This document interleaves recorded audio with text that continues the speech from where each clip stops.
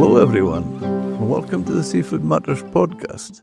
Today we're plunging into something quite different. The very first big dip. From the 7th to the 14th of October, the Fisherman's Mission is running the nationwide fundraising campaign where people are braving the cold water to raise money for fishermen and their families. We're right in the middle of it now, and there's still plenty of time to get involved. I'm joined today by Godfrey, the Fisherman's Mission Director of Business Development, who compares this first ever big dip to the humble beginnings of the Great North Run, which started with just 12,000 runners and has now become the biggest non-marathon run in the world. That's the spirit behind this inaugural campaign. Fun, community-driven, and make a real difference to lives of fishermen and their families. Hi, Ali. Welcome to Seafood Matters. Thank you. Lovely to be here with you, Jim. Thank you. Can you please tell us about the very first big dip idea that came about? Yes, of course. We wanted to have a national fundraising event, which we haven't had before, involving lots of people all around the UK. And we met at our training conference where we all get together once a year. We held a competition with the staff and they all came up with lots of different ideas. And then we voted for them all together. And this particular challenge was the one that won by a long, long way. So that was the very beginning of the big dip. And the idea is it gives everyone the opportunity to get involved, to have some fun, to maybe win a prize through the free prize draw that we have, but primarily to get behind our fishermen and their families, both active and retired fishermen, and to support their work that keeps the fish on our plate. And why now? Why did you choose this week 7th to the 14th of October for the campaign? This is our second National Appeal Day, and we chose the 14th of October because on the 14th of October 1881, there was a terrible tragedy off of the shore in Eyemouth where many, many fishermen were lost at sea in terrible storms, and their families were standing on the cliffs watching them drown. Really, very few people survived. And on that day, the founder of the Fisherman's Mission, Ebenezer Mather, who worked for the Seamen's Mission at the time, was standing watching, and he was so horrified by what he saw that he went away and decided he would set up his own charity, which then was our National Mission to Deep Sea Fishermen. Yeah. And that's where we started from. Oh. And that's why we chose this day. Is that where the Fisherman's Mission started from, the deep sea fishermen? We are the Royal Mission to Deep Sea Fishermen.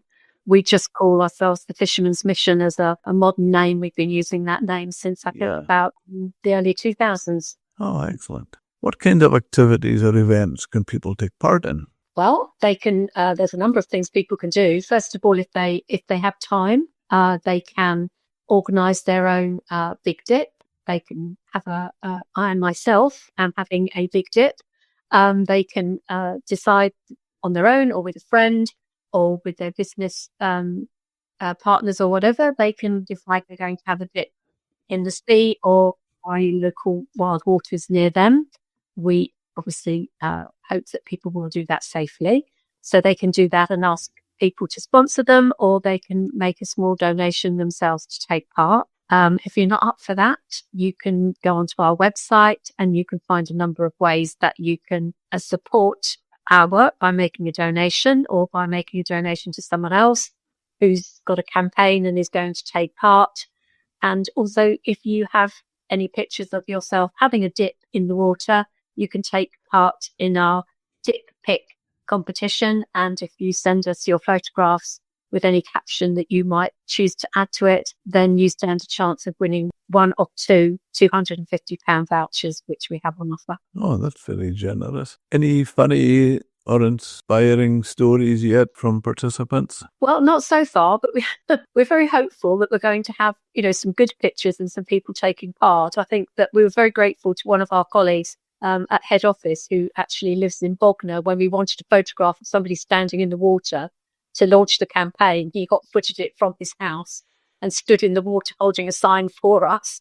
We think that was pretty honourable. He wasn't even down to take part, so we're very grateful to him. And if you're going for a big dip, has it got to be between the 7th and 14th of October? Ideally, Yeah, but if somebody wants to do it the following week, then that would be absolutely lovely as well. All right, okay. And I take it from what you've said so far, this could go worldwide. Well, we intend to do this every year, and we would love it to catch on. We would love it to be one of those snowballs that starts and then becomes a fixture in people's calendar every year, and it gets bigger and bigger, and families start to do it together, and one person says to the other, oh, come on, you do it with me, and it gets bigger and bigger. So this becomes a day when people are raising money for the Fishermen's Mission, thinking about what we do, thinking about fishermen, fish, the sea, all of those things. And then it becomes a big day for us and a big day for fishing in general, to have a moment of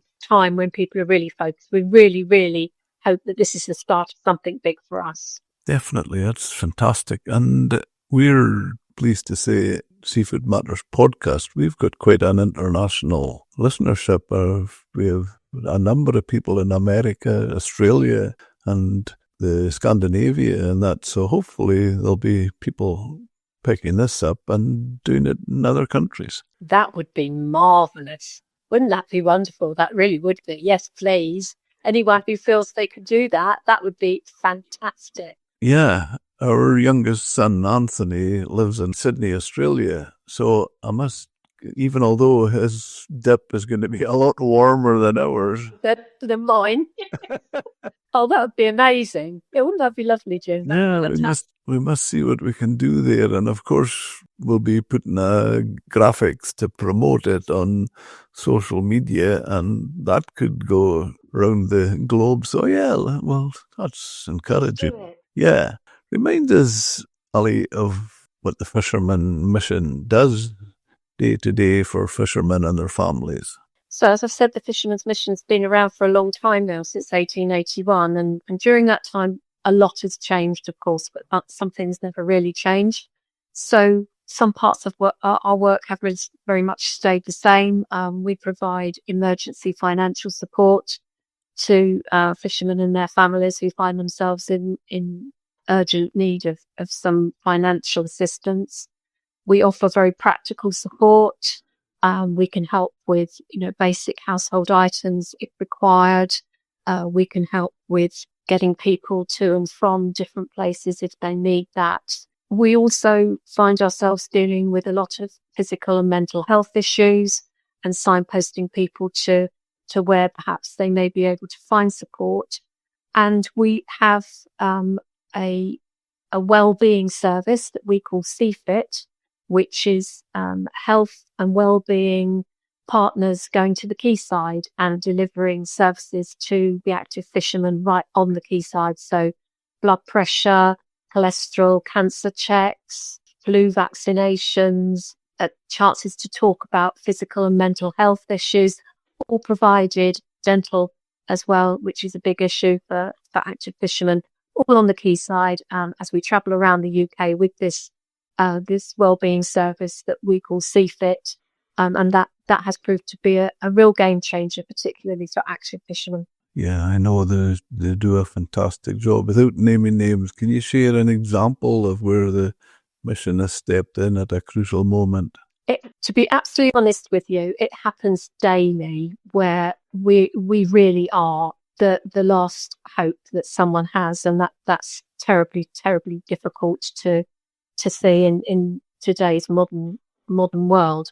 A couple of examples is we've had more than one person active fishermen come to a CFIT event where their blood pressure is so high that the nurses doing the blood test have said, you have to sit still, don't move, don't stand up, do nothing while we get the ambulance, because they're in major, major danger of a stroke or a heart attack because their blood pressure is so high. So that's a real physical intervention. We've had people who are about to lose their home because their rent hasn't been paid and is in arrears, and we've been able to step in and keep that home and hearth together for them. And there's many a family we've put food on the table which would not have been there without the support of the Fishermen's Mission. We also provide a 24-hour service throughout the year, every single day of the year, for accidents and incidents at sea. So we are there for those emergency calls, and people are on call through the night for those emergencies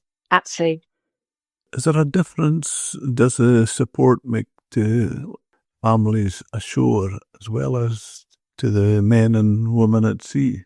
Yes, I mean, there's the active fishermen, where perhaps we're talking about CFIT and the emergency helpline, but the retired and former fishermen, of which we have many, many people that we support, and their families. If the fisherman has been lost, if they're widowed, then we are still there to provide that support that they need. So, as I say, some things have never changed. Unfortunately, fishermen are lost still at sea, or they have very, very bad accidents and injuries, and we will support those on the land who don't go out to fish anymore. You know, Ali, I hope you don't mind me almost taking over from you here.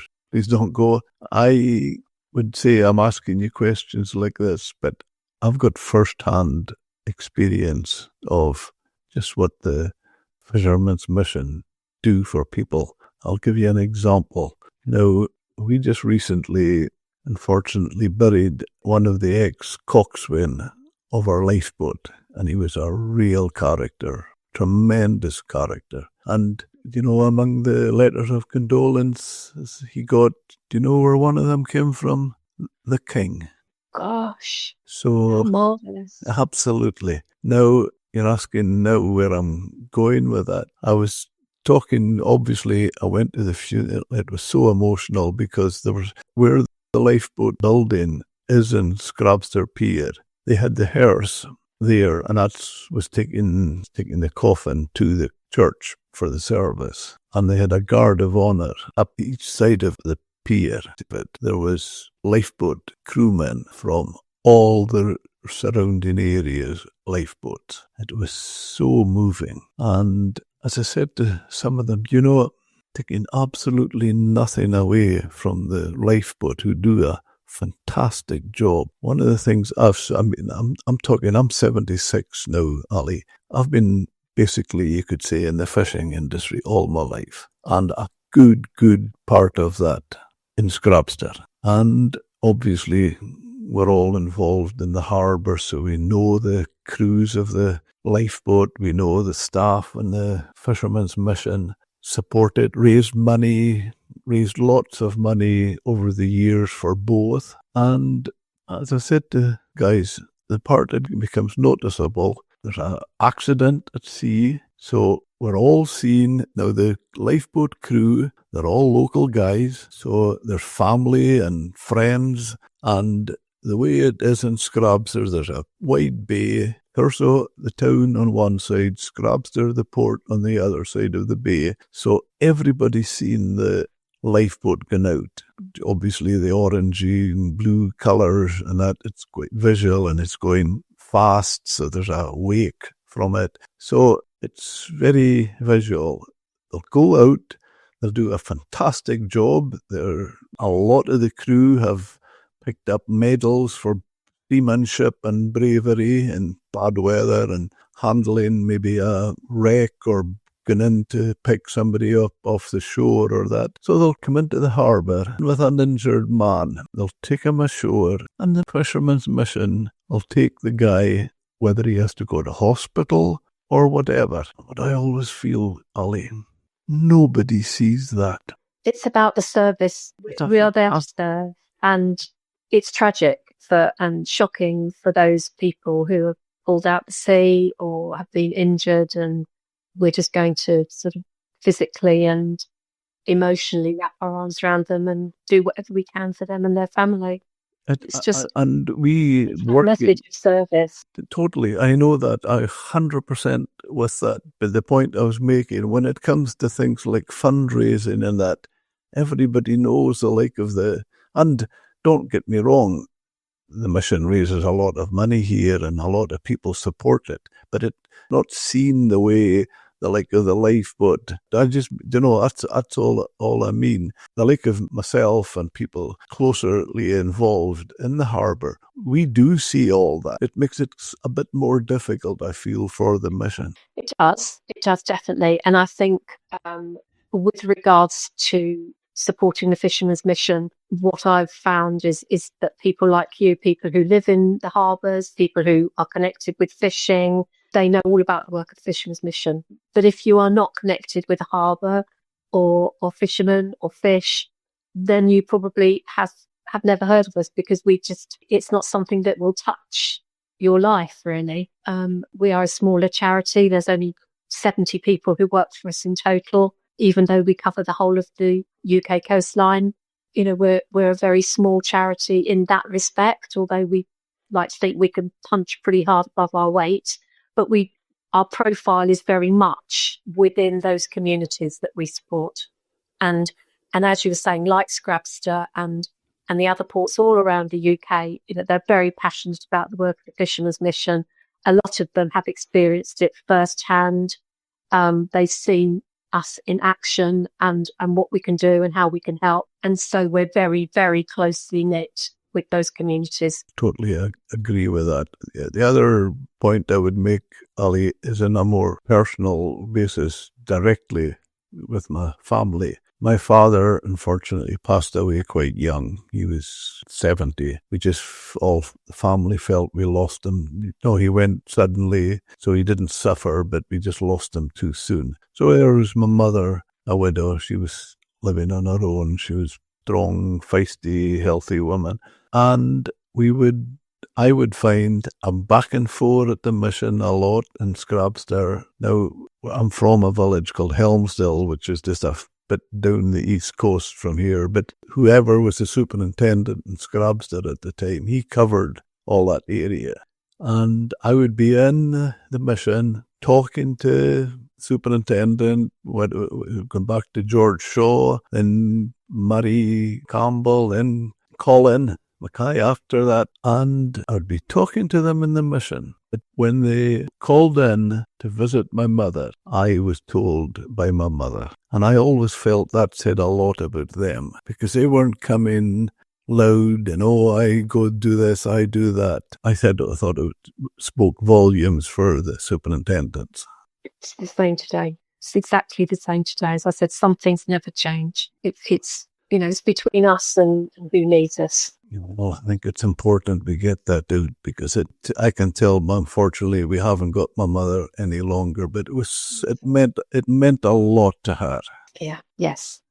And I can really deeply understand that. I've been out with our port staff now and met people, and it's quite clear that member of port staff is very, very important to them. Oh, definitely. They're just being kept an eye on. And in fact, during lockdown, we were very concerned about our clients. So those of us who normally work out and about, we helped with the phones. And what we did was we all had a list of people that we help, that we call our clients.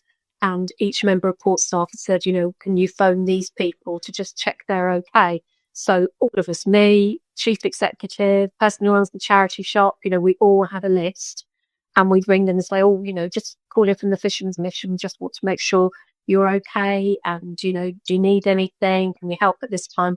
And it was a lovely, lovely thing to do, because everybody was really pleased to hear from us. But what was really sad was that a number of people said, I can't believe you've called. My family haven't called. I've no friends who've called, but you've called to see if I'm okay. Oh, yeah. But this is all really at the heart of the Fishermen's Mission, that we are there. It makes you more important when you hear, although it shouldn't be that way, it's so important when it is. And yes, and unfortunately, loneliness and isolation is endemic, really, isn't it? It was a joy. It was a complete joy to talk to these people. We had such lovely chats and laughs, and it inspired those people who don't normally talk to the people to just, to do more, to make sure this work keeps going, because it just fires you up with great passion when you speak to these lovely, lovely people who are so pleased to hear from you. Using this word, Ali, but I've done that same thing myself, although I have to admit I'm not part of the Fisherman's Mission, but going to people like that, do you not find it actually, although they're maybe older and infirm and not just completely with us, but it's still inspiring? Oh, completely inspiring. It's humbling. It's inspiring.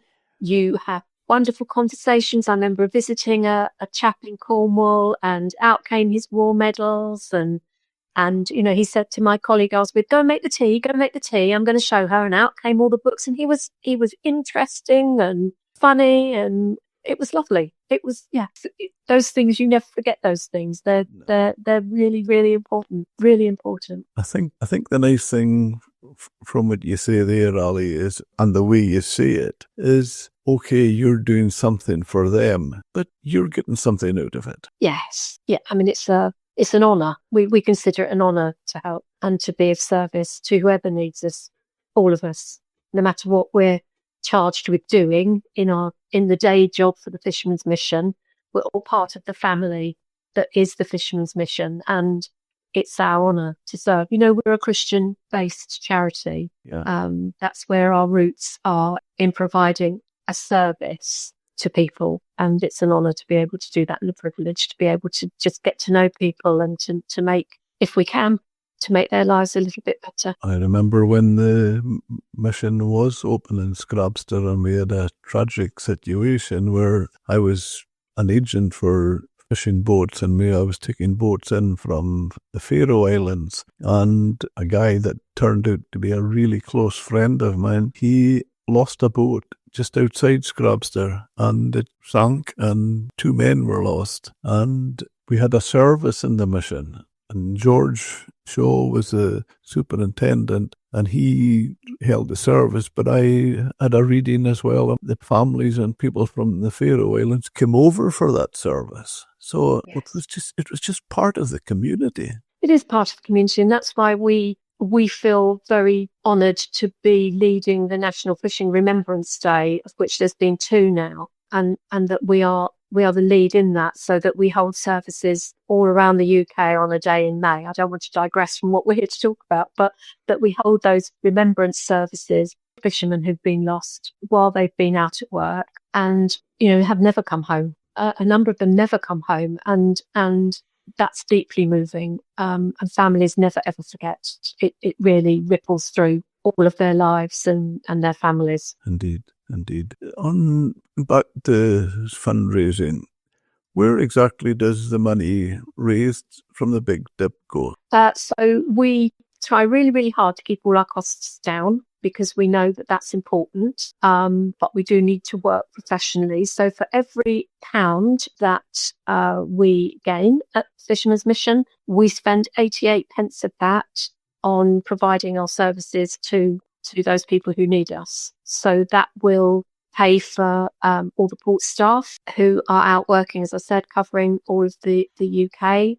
And we have more port staff in Scotland than we do in most other areas, I would have to say. So it goes to pay towards them, make sure they're fully trained, well equipped, have everything they need to do their job. It also goes towards providing emergency support. So we have a fund that we use that money for, to give people grants on the spot. So we get there, the cupboards are completely empty, nothing for the children to have for dinner, electric's being cut off. We'll just, there and then, no questions, right, let's get this sorted.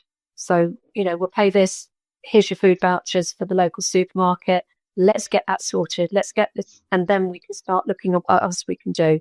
So the money goes towards that type of support as well. That's good. And because then I was going to ask you, how much of a difference can a single donation make? Well, I mean, I can say to you that last month, so in September, we helped people with £3,000 worth of food vouchers in 1 month.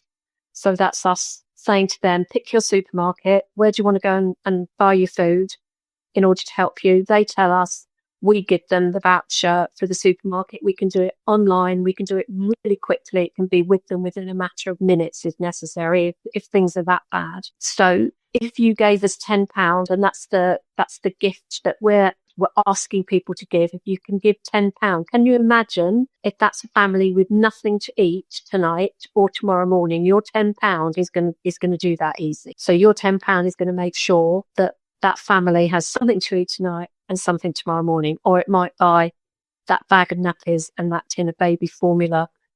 I know that people say, a cup of coffee is £4 something now, and what can you buy? But you can make a significant difference with £10. You really can, and we are grateful for every single donation that we get, and we make it work as hard as we can. Brilliant. I'm going to say this to you just now as well, Ali, and I'm saying it now because I want our listeners to hear it. I've actually spoken direct face-to-face on the pier in Scrabs there with a fisherman that got help from you. And my goodness, as you said earlier, the story of what went on with that guy is just heartbreaking. But my goodness, what a help the mission were. And he got financial help. And I have to say, my goodness, he needed it. Yeah. So I know firsthand pretty much all the things that you do, and I commend you for it. And I want to help in any way I can. I have in the past raised money, but you're not going to go for a dip yourself then, Jim? You bet I am. I'm just not convinced what I'm going to do as far as a photo is concerned, because I don't think there'll not be a queue to get a hold of that photo. Might win. You might win. You never know. Can I do a big push for how to join in? Is this a good time? So if you want to join the Big Dip, and we would really love anyone listening, especially if you're listening outside the UK, that would be amazing. We could claim it going global straight away. Go to our website. The website opens with the big advert for the Big Dip. You just click on it. It tells you everything you can do to help us. You can make a £10 donation. You can join in yourself. You can push it through any social media that you have. So if you have big social media accounts or small social media accounts, if you can push it through so that it reaches as many people as you can. If you're a business or you run a business, ask all your people you work with to have a go, to join in, the school, anything like that. Just whatever you can do to support this event would be brilliant. I'm going to add something else to it now, Ali. Excuse me. Anthony, Alexandra, Tristan, and London. Balmoral Beach is not that far from your lovely house in Sydney, Australia. Get in for the Big Dip, please. Yes, come on. How brilliant. Yes, please. Wouldn't that be marvellous? And make sure if you do and you send a picture, you make sure you tell us that you're Jim's family so that we know. That would be brilliant. Yeah, that's another thing. Yeah, let's get the photo as well. Let's get the photo. Yeah. Just so you know, Ali, that's my son, daughter-in-law, and 2 lovely grandsons. Lovely names. Yeah. Brilliant. Are there any specific projects or services that this year's fundraising will help support? I think, as I said before, some things change, some things never change. Most of our income does go to provide those, those real baseline services that we've talked about. But CFIT is also another really, really important service for us. It is literally a lifesaver for the active fishermen by providing those physical and mental health checks. We are finding that mental health is becoming more and more a piece of our work. We do provide counselling services, and of course our port staff are all mental health first aid trained. So, they can help with those issues and hopefully, point people in the direction of how to get support. But it is becoming a growing concern within the work that we're doing, that that mental health is really becoming increasingly difficult. Sadly, suicides, threatened suicides, attempted suicide is something that we see now on a too regular basis, sometimes very young men. And it's very sad and it's very difficult. I could say to you that, the mental health first aid, of course, costs hundreds of pounds. So this funding just helps to make sure that we are prepared, because in this modern day, it's far, far more than for us. We need to be really well trained and really well equipped. If you think of the toolbox, we need to have lots and lots of things in this toolbox now to be able to help people when they approach us. And some of those bits of equipment cost, quite a bit of money. So that's where the fundraising goes. That is where the fundraising goes. That's a good way of putting it, Ali. It's going to fill the toolbox. It fills the toolbox. Yep. Great. Yeah. How can local communities, schools and businesses get involved in the Big Dip? Well, you could see if you could talk somebody into doing it. So if you have a sports teacher, you might want to say to them, if you know someone who you think might be up for the challenge, then you might like to say to them, how about getting on with it? They have to be quick because, of course, there's not a huge amount of time. But you can still send in a picture, as I said, if you've got a picture of you when you were little, or I've got some fairly classic pictures of me playing on Wollacombe Beach in Devon when I was a child. And you can put a caption to it. Then you can enter. It's free to enter our photographic competition, but we'd really love it if people entered and made a donation at the same time. So, or you can just go onto the website and just make a donation and just show your support for what we're doing. It would be a fun thing for some of their local schools up here, because it's still a fishing community, although there's a lot less boats in the area now. There are, yes, but no, absolutely. I mean, you're still very much a fishing area, aren't you? And a water-led area. Definitely. I'll maybe talk to you after the recording and maybe get some graphics and some things we can use to get round the local schools, even maybe put something in the local paper, would we? That'd be great. Brilliant. Yeah. Is any creative or unusual fundraising ideas you've seen yet? I mean, I've worked at the Fisherman's Mission for 13 years now. It seems like an awfully long time to some people, but it's just sped by. It's such a wonderful place to work. And I've seen some really weird fundraisers. I've seen, I don't know if you remember there was a thing a few years ago about the ice bucket challenge, where we had some fish and chip shops that did the bucket of batter challenge. So they were pouring ice cold fish batter over their heads. That was quite a laugh. And they managed to get up one of our fundraising team to do it as well. So that was quite good. We've had somebody who kayaked around Scotland for us. We've had a couple of people who went up Kilimanjaro and then cooked some fish and chips. We've had last year we had a 6-year-old girl who saved all her pocket money and then used it to buy Christmas gifts for people in Fraserburgh.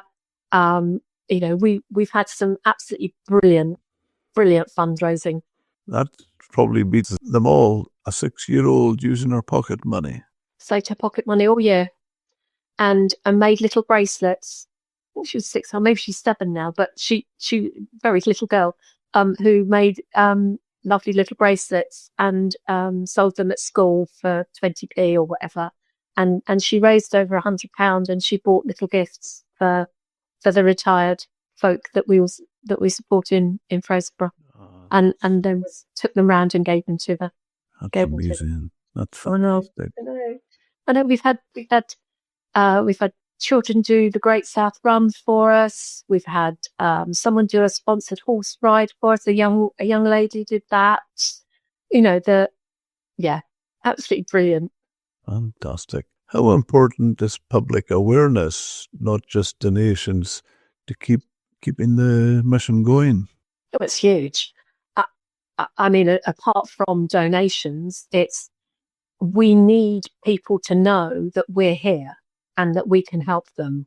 That's the big key message is in promoting is we want people to know that if you have been a fisherman, a commercial fisherman for more than a day, and if you are a dependent of someone who has or is a fisherman and you need to talk to someone about anything, then you should get in touch with the Fisherman's Mission.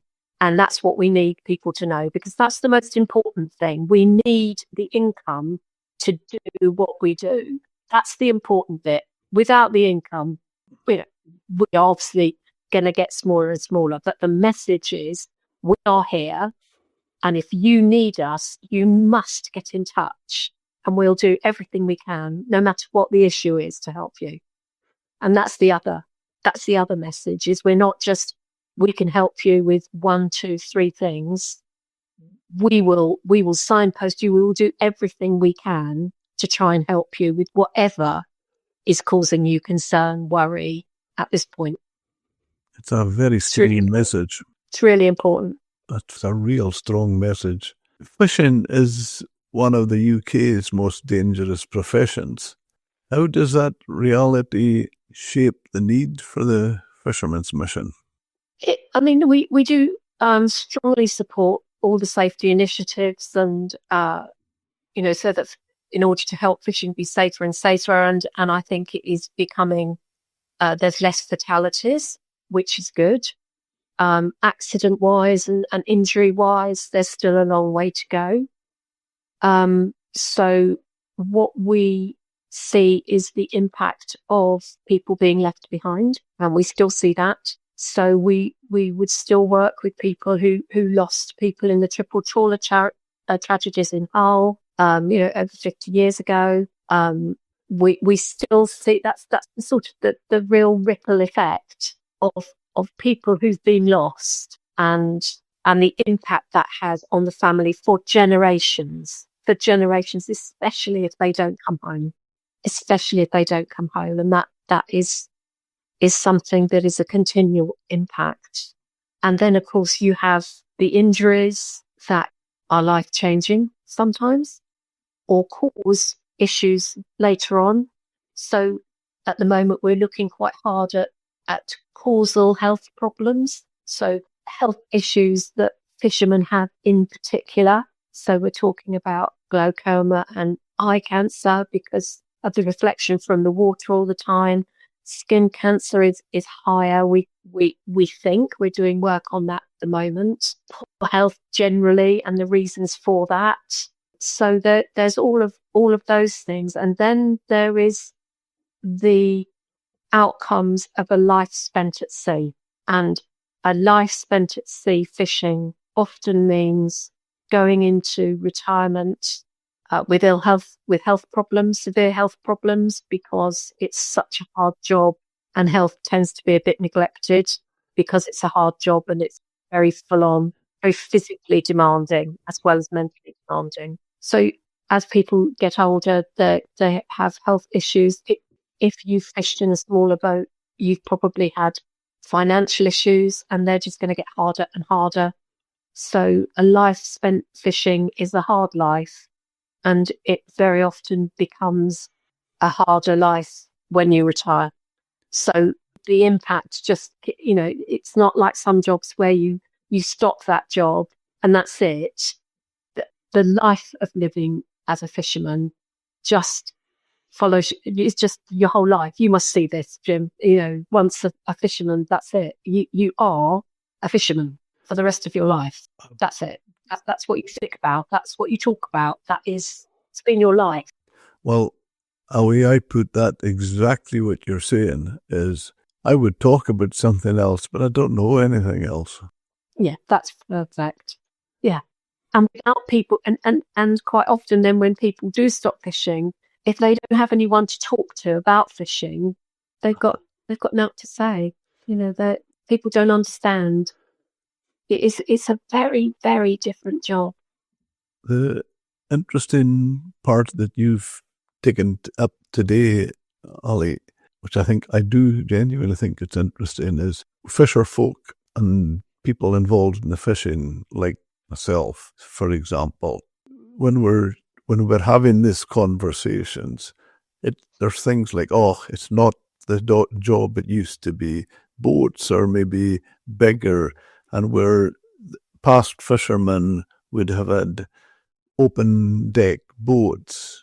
Most of the boats now have shelter decks, so the crew are safer, and it's much more mechanized, so it's not so physically demanding as it used to be. But the point you're getting across today, Ali, which I think is really powerful, it's demanding because not only is it maybe less physical and not quite so dangerous from a point of view of an open deck, but mentally. The pressure. I mean, for a lot of it, the pressure is trying to find the fish. And what happens if you don't find it? Yeah. It's all those things. And the biggest part of the fishing fleet is the smaller boats, and they are open deck and still very physical. Yeah, oh, very much so. In fact, going on to that, do you think the public understand the risk and the sacrifices involved in that men bringing fish to their plates? No, not at all. Not unless they come from a fishing area. If you come from a fishing area, people understand, even if they're not involved in it, they understand it completely. And you know that because when there's a loss within that community and fishermen are lost or injured, the whole community reverberates. You can physically feel it. You know, they really understand. But if it's a bit like whether you know the fisherman's mission exists, if you have no connection to fishing and you don't see it, it doesn't impact on your world, does it? And I don't think, I've heard the people from the lifeboats saying people don't understand we're an island nation. We are surrounded by water, and it still just doesn't seem to fit with some people as to where that fish has actually come from. And they know where it comes from, but they don't know the process it's gone through to get to you. They might think, well, I'm paying however many pounds for this. But what they don't understand is by the time you go all the way back down the line, the person who caught it has got a tiny fraction of that. Yeah. And I don't think people understand that either. Correct. Funny mentioning the loss at sea reminds me of something else. When we were children, my father would be at sea, and my mother used to always come, just say we were listening to the news or there was an accident, maybe all hands, a boat sank or a man overboard. Anytime we heard that, my mother always turned to us and said, "That's the price of fish." Yeah, and going back to not that far back, people in the fishing community used to say the last person you wanted to see was the mission man, because as they came and knocked on your door, it's going to be bad news, because it used to be left to us to go and tell the families. Then, the law changed and the police, but quite often the police still would ask the person from the fisherman's mission to go with them. But the number of people who said, the moment the mission man knocked on the door, we knew it was going to be bad news. Yeah, that's a good way. That's 100%. Yeah. Go back to your point about, you mentioned the Great North Run comparison earlier. How do you hope that this big dip will grow in the years to come like that? Yeah, I mean, we'd like it to become we've got to be realistic. We are not one of the biggest charities in the world, but we'd like it in the ports where people can see the fishing boats, that it becomes a date in the calendar when people think, oh yeah, it's the big dip coming up soon, I need to do something. That's what we'd like to see. We'd like to see where people know about the fisherman's mission, and where the fishing is, and where you can see the water, for people who understand that to think, oh yeah, it's the big dip, and for just more and more and more people to have it in their calendar every year as something that they they're going to do, and they're going to have fun, and we'll tweak it each year to make it, slightly different. And here's something new, and here's a bit of a challenge, and that's what we'd like. We'd like people who start doing it this month to then keep doing it for as long as they can. When you're saying that, it's reminding me of something we should maybe add to it all. We can tell our listeners, yes, you can get involved in the game dip, in the big dip, but the temperature of water in October, you maybe don't need to make it a skinny dip. Oh no, you don't need to do that. And there's lots of advice on the website on how to do this safely. Don't go throwing yourself in. Yeah. It is a dip. I myself are taking that very seriously for my dip. Well, I like your enthusiasm, but it must feel exciting to be starting something from scratch that could become a fixture for years to come. How does that feel for you and the mission? Yeah, it's wonderful. It's great that it's an idea that's come from the whole of the staff team. It's an idea that they all voted for. The moment the small team who came up with it, everybody was like, yes, that's it. That's brilliant. That's perfect. That just fits us. It's fantastic to have a new member of the team who's our digital fundraiser, Adam, who's just pulled it all together in super quick time. He's got loads of ideas for how to take it forward. We're a really tight-knit fundraising team anyway, and we love working with the port staff, and this is an ideal opportunity to do it. And to think that we might be at the beginning, the people who are at the beginning of something that becomes a really popular event is super exciting. Super exciting. Very much so, yeah. What's the easiest way for our listeners to take part or support the campaign? The easiest way to do that, Jim, is to go to our website at www.fisherman's-mission, or one word, .org.uk, or just type Fisherman's Mission or Fishmish into your browser, and the website opens with the big dip. And all you do is click that button and it will tell you everything you need to do. It will tell you where our infused donation page is. You just need to click and then just do a couple more clicks and it will tell you everything that you can do. Wonderful. If someone can't take a dip themselves, what else can they do?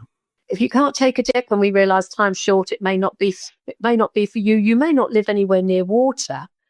You can make a donation, and if you make a donation of more than £10, we'll send you a wristband which shows that you've taken part in supporting the Big Dip. I have my wristband here, Jim. I show it to you, the Big Dip wristband. And you're still part of the event. You're still part of what's going on, and still part of the Fishmish fundraising. So yeah, that would be brilliant. Fantastic. Any final messages you'd like to share with our listeners? I'd like to thank everyone who's listening who has ever been part of the work of the Fisherman's Mission. I'd like to thank you for sticking with us for so long, and for obviously continuing to be so committed to what it is we're trying to do, and the hundreds of people who are like you. I'd like to thank them for listening.